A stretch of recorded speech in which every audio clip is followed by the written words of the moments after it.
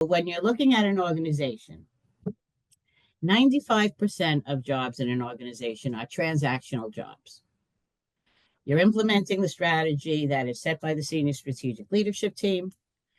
In those positions, you get hired for what you know how to do, right? You get out of college, put your first resume together, you write down what you know how to do, and somebody hires you for what you know how to do.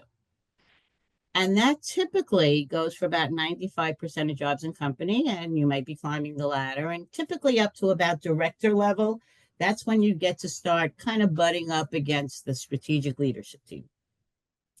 So all the positions in an org chart up until then is really based on what you know how to do and your skill sets and what you've done.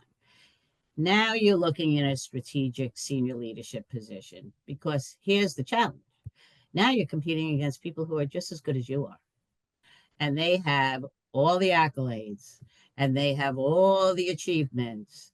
And you're going to tell them about how you built and sold this company. Well, guess what? They built and sold companies too.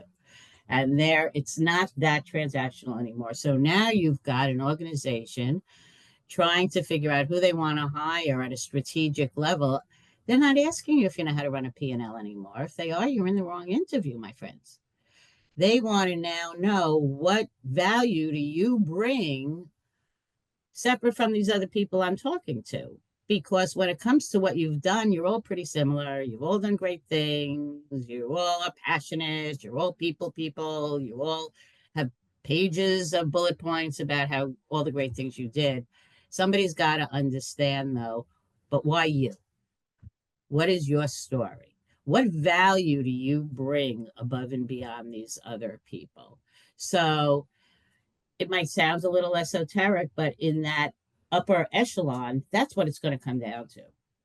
How do you separate yourself out by what's unique about you? And I'm going to tell you, even if the other people can do just that, most of them cannot articulate it. And that's why when we work with our members, it's one thing to have a great resume, but you're going to be in front of somebody and you're going to have to articulate it. And that's where you bring in this extra layer of the value you bring into an organization, because the articulation of it is really, really critical. Mm-hmm. And once you can express that in a way to fit that organization that you're looking to hire you, that's what'll separate you out from the other folks.